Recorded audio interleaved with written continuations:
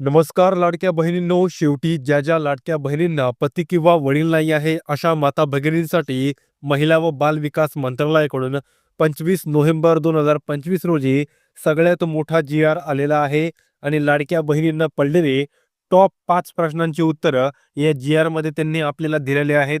जसं की ज्या लाडक्या बहिणींना पती किंवा वडील नाही आहे, अशा माता भगिनींनी हाफ के-वाय-सी केली तर खरंच चालेल का? त्यानंतर कोणकोणते कागदपत्र त्यांना कुठं-कुठं द्यायचे आहेत आणि तुम्हाला काही जण सांगतही असतील, की तुम्हाला जे कागदपत्र द्यायला सांगितलेत, ते जर तुम्ही दिलं नाही तर चालतील. तर असं कुणीही करू नका. या शासन निर्णयामध्ये 25 नोव्हेंबर 2025 रोजी आदिती तटकरे मॅडम यांनी घेतलेल्या अपडेटबद्दलची माहिती आहे. ज्या माता भगिनींना पती किंवा वडील नाही आहे, अशा माता भगिनींसाठी के-वाय-सीची अपडेट आलेली आहे. ज्यामध्ये पती किंवा वडील नसलेल्या लाडक्या बहिणींसाठी ई-के-वाय-सी आवश्यक कागदपत्र, त्यानंतर ते कुठे जमा करायचे व त्यांची कोणती-कोणती यादी आहे, कोणकोणते कागदपत्र द्यायचे आहेत. त्याचप्रमाणे हाफ के-वाय-सी प्रक्रियेबाबत सविस्तर या ठिकाणी आता मार्गदर्शन आलेलं आहे. ज्यामुळे लाडक्या बहिणींचे मोठमोठाले प्रश्न या ठिकाणी मिटणार आहेत. आता याचा प्रस्तावना आहे, की लाडक्या बहिणींचे सतत पडणारे प्रश्न, जसं की ऑनलाईन प्राप्त प्रश्नांच्या आधारे हे प्रश्नांचे उत्तर आलेले आहेत. म्हणजेच ज्या लाडक्या बहिणींनी वेबसाईटवरती कस्टमर सपोर्टवरती त्या ठिकाणी मेसेज केला असेल किंवा रिप्लाय केलेला असेल, त्या ठिकाणी उचलले गेलेले हे प्रश्न आहेत, जे की तुम्हाला आता या ठिकाणी सांगण्यात येणार आहेत. यामधील जास्तीत जास्त प्रश्न ह्या ज्या माता भगिनींना पती किंवा वडील नाही आहे, अशा माता भगिनींनी केलेले आहेत. तर या ठिकाणी प्रश्न काय आहेत आपण ते पाहून घेऊयात. यामध्ये पहिला प्रश्न आहे, माझा पती नाही किंवा वडील नाही तर माझी के-वाय-सी कशी होणार? आता या प्रश्नाचं उत्तर आदिती तटकरे मॅडम यांनी दिलंय. हाफ के-वाय-सी करायची. पण त्यांना असं काहीच सांगितलेलं नाही आहे, की माता भगिनी ज्या हाफ के-वाय-सी करतील, त्यांना फुल महिन्याचा ₹1,500 हप्ता मिळेल, असं काहीच सांगण्यात आलेलं नाही आहे. त्यामुळे यापुढील अपडेट काय असणार आहे आपण ते पाहून घेऊया. हाफ के-वाय-सी केल्यानंतर कोणते कागदपत्रे कुठे जमा करायची? आता माता भगिनींना प्रश्न असतो, की तुम्हाला त्यांनी अपडेट दिलंय. माता भगिनींनी हाफ के-वाय-सी करायची आणि काही कागदपत्रे ही जमा करायची. तर ती कुठं करायची? आता सगळ्यात मोठा हा प्रश्न माता भगिनींना पडलेला आहे. तर आता सविस्तर आपण जाणून घेऊया, कोणकोणत्या माता भगिनींसाठी कोणकोणते कागदपत्र या ठिकाणी जमा करावे लागणार आहेत. यामध्ये पहिला मुद्दा आहे, की मी विधवा आहे, तर माझ्याकडून कोणता पुरावा मागितला जाईल? आता ज्या माता भगिनी विधवा असतील त्यांना या ठिकाणी कोणता पुरावा द्यावा लागणार आहे, आपण ते आता सविस्तर जाणून घेऊया. त्यानंतर माता भगिनींचा पुढचा प्रश्न असतो तो म्हणजे मी निराधार आहे, तर मला कोणता दाखला द्यावा लागेल? त्यानंतर पुढचा प्रश्न आहे, मी घटस्फोटीत आहे, माझ्यासाठी वेगळा काही कागद लागतो का? त्यानंतर 6वा सगळ्यात जास्त महत्त्वाचा विचारलेला प्रश्न आहे तो म्हणजे कागदपत्र ऑनलाईन अपलोड करायची की प्रत्यक्ष जमा करायची?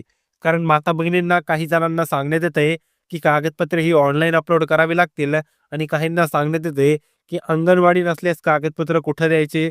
त्यानंतर हाफ के-वाय-सी झाल्यावर खात्यात हप्ता येणार का आणि तो केव्हा येईल?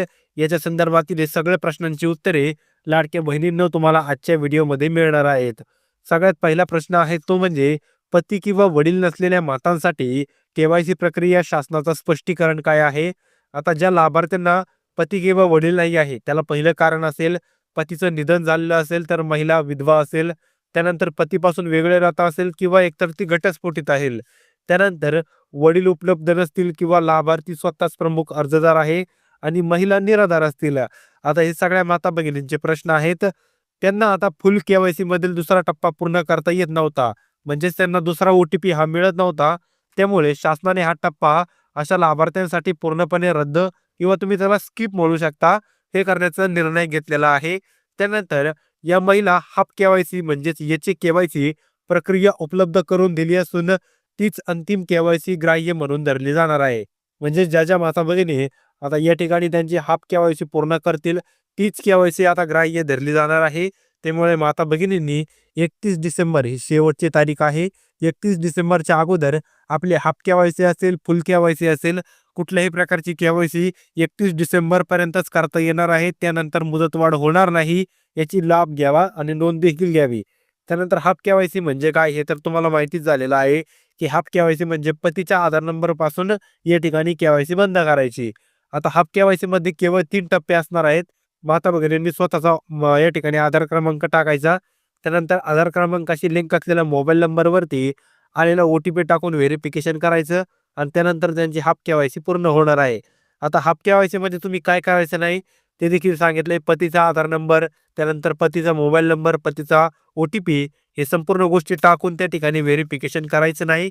जर तुम्ही ते केलं किंवा घरातील दुसऱ्या व्यक्तीचं आधार कार्ड वापरलं आणि त्यासाठी त्याचाच नंबर जर वापरला, तर तुमचा लाभ तर बंदच होणार आहे. पण तुम्ही ज्या व्यक्तीचं व्हेरिफिकेशनसाठी आधार व मोबाईल नंबर वापरलाय, त्याला देखील आता सरकारी योजनांचा लाभ घेताना थोडीशी अडचण पाहावी लागणार आहे. आता हाफ के-वाय-सी पूर्ण केल्यानंतर कोणती कागदपत्रे जमा करायची आहेत? आता कोणत्या माता-भगिनींसाठी कोणती कागदपत्र आहेत? आपण ते सर्व अधिकपणे जाणून घेऊया आणि त्यानंतर जाणून घेऊ त्यांनी तो कागद कुठे जमा करायचा आणि तो ऑफलाईन द्यायचा की ऑनलाईन द्यायचा. आता माता-भगिनी जर विधवा असतील, तर त्यांच्यासाठी 2च आवश्यक कागदपत्र आहेत. एकतर पतीचा मृत्यू दाखला नगरपालिका किंवा ग्रामपंचायतचा पाहिजे. त्यानंतर मृत्यू दाखल्याची प्रत स्पष्ट असावी. म्हणजेच त्यांनी या ठिकाणी एकच कागदपत्र अपलोड करायला लावलंय आणि त्यासाठी एक कंडिशन दिली, की ती स्पष्ट असायला पाहिजे, ज्यामध्ये त्या माता-भगिनीचं नाव देखील दिसायला पाहिजे. त्यानंतर दुसरं आहे ते म्हणजे निराधार जर महिला असेल, तर त्या महिलासाठी निराधारचं प्रमाणपत्र लागणार आहे. तहसीलदार कार्यालय किंवा एस-डी-ओ कार्यालयाचं आणि शासन मान्यता प्राप्त अन्य कोणताही पुरावा असेल, तरी देखील चालेल, ज्यामध्ये स्पष्ट असेल, की ती माता-भगिनी निराधार आहे. त्यामध्ये जर स्पष्ट नसेल, तर तो कागद चालणार नाही. त्यानंतर महिला घटस्फोटित असेल, तर त्या माता-भगिनीसाठी न्यायालयाचा अधिकृत घटस्फोट आदेश पाहिजे आणि त्यानंतर आदेशाची स्वाक्षरी स्पष्ट आणि शिक्का देखील पाहिजे. त्यामुळे तुम्ही जर या ठिकाणी घटस्फोटित महिला असाल आणि तुम्ही डिक्री या ठिकाणी देणार असाल, तर त्यावरती त्या जजची व्यवस्थितरित्या स्पष्ट स्वाक्षरी पाहिजे आणि तुम्ही ज्या जिल्ह्यातून किंवा ज्या डिस्ट्रिक्ट कोर्टमधून तुमचा घटस्फोट मिळवलेला आहे, तर तिने एकदम स्पष्ट शिक्का असायला पाहिजे. जर तो तुमच्याकडे नसेल किंवा तुमच्या कागदपत्रावरती नसेल, तर तुम्हाला या ठिकाणी खूप साऱ्या अडचणी येणार आहेत. त्यानंतर पुढचा मुद्दा आहे, पतीपासून वेगळ्या राहणाऱ्या महिला म्हणजे सेपरेट त्यांना काही कागदपत्र आहेत का? स्थानिक पोलीस स्टेशनचा विभक्त राहण्याचा अहवाल म्हणजे ते या ठिकाणी एन-सी देऊ शकतायत, की त्या पतीपासून सेपरेट राहतात किंवा ग्रामपंचायत किंवा महानगरपालिकेकडून दिलेला विभक्त राहण्याचा दाखला. म्हणजे जर त्या घटस्फोटित नाही आहेत, पण तरी देखील त्यांचा जो पती आहे, त्या पतीपासून त्या दूर राहतात, याचं सर्टिफिकेट या ठिकाणी अपलोड करावं लागणार आहे. त्यानंतर वडील नसलेल्या लाभार्थी तरुणी असतील, ज्यांना वडील नाही आहेत, अशांनी पालकत्व किंवा गार्डियनचं प्रमाणपत्र द्यायचं आहे, जे की तुम्हाला कलेक्टर ऑफिसमध्ये मिळत असतं. त्यानंतर तुमचं जन्म प्रमाणपत्र असेल किंवा जन्म दाखला असेल, तर तो देखील या ठिकाणी चालणार आहे. आता माता भगिनींना मोठा प्रश्न आहे, हे जे कागदपत्र आहेत, हे कागदपत्र कुठे जमा करायचे? शासनाने ठरवलेल्या अधिकृत ठिकाणी जमा करायचे आहेत, कुठेही जमा करायचे नाही. या ठिकाणी लाडक्या बहिणींनी कागदपत्रे खालीलपैकी कोणत्याही एका ठिकाणी जमा करायचे आहे. सर्वप्रथम तुम्ही जवळचा अंगणवाडी केंद्रात जाऊ शकता, ज्या ठिकाणी प्राथमिक व सर्वात सोयीस्कर पर्याय आहे. जर तुमच्या घराजवळ अंगणवाडी केंद्र असेल, तर त्या ठिकाणी सेविका कागदपत्रांची पडताळणी करून पुढे पाठवतील. आता जर घराजवळ अंगणवाडी उपलब्ध नसल्यास काय करायचं आहे? प्रकल्प महिला व बाल विकास कार्यालय, सी-डी-पी-ओ ऑफिस प्रत्येक तालुक्यात उपलब्ध आहे. तुम्ही कोणत्याही तालुक्यात असो, जर तुमच्या घरापासून 5 ते 10 किलोमीटर अंगणवाडी आहे आणि 5 ते 10 किलोमीटर ते ऑफिसही आहे, तर तुम्ही कुठल्याही एका ठिकाणी जाऊन ते करू शकता. त्यानंतर तिसरं आहे ते म्हणजे जिल्हा महिला बाल विकास अधिकारी कार्यालय म्हणजे डी-डब्ल्यू-सी-डी-ओ हे प्रत्येक जिल्ह्यामध्ये उपलब्ध आहे. जर तुमच्या घराजवळ ते असेल किंवा तालुक्यातलं असेल, तर तुम्ही कुठल्याही ठिकाणी जाऊन देऊ शकता किंवा महात्मा फुले समाज कल्याण केंद्रामध्ये देखील आता एक नवीन लेडीज असेल किंवा एखादे नवीन अधिकारी असेल, जी लाडकी बहीण योजनेचे या गोष्टी घेऊ शकते. काही जिल्ह्यांमध्ये अतिरिक्त सेतू केंद्र म्हणून वापरले जाते. आता या ठिकाणी काही जिल्ह्यामध्ये कॅम्प देखील भरवले जाणार आहेत, ज्या ठिकाणी माता भगिनींकडून हे कागदपत्र जमा करण्याचं काम केलं जाईल. आता महिला व बालविकास मंत्रालयाकडून मुंबई 32 विशेष प्रकरणासाठी काही या ठिकाणी अहवाल आलेला आहे, जो की तुम्ही जाणून घ्या. पण आपल्याला जाणून घेणं ते गरजेचं आहे, की कागदपत्र जमा करताना काय काळजी घ्यायची आहेत. कारण जर तुमच्याकडून ही चूक झाली, तर तुमचं बँक खातं देखील या ठिकाणी खाली होऊ शकतं. त्यामुळे हे जे 4-5 पॉइंट आहेत ते व्यवस्थित जाणून घ्या, जेणेकरून तुम्हाला कुठल्याही प्रकारची अडचण भविष्यात येणार नाही. आता सर्व कागदपत्रे हे स्पष्ट आणि वाचण्यासाठी योग्य असावेत. म्हणजे तुम्ही जे कागदपत्र अपलोड करता ते व्यवस्थितरित्या तेथील अधिकाऱ्यांना वाचता आले पाहिजे. त्यानंतर मूळ कागदपत्र बाळगावे. कोणीही मूळ कागदपत्र किंवा ओरिजिनल द्यायचे नाही.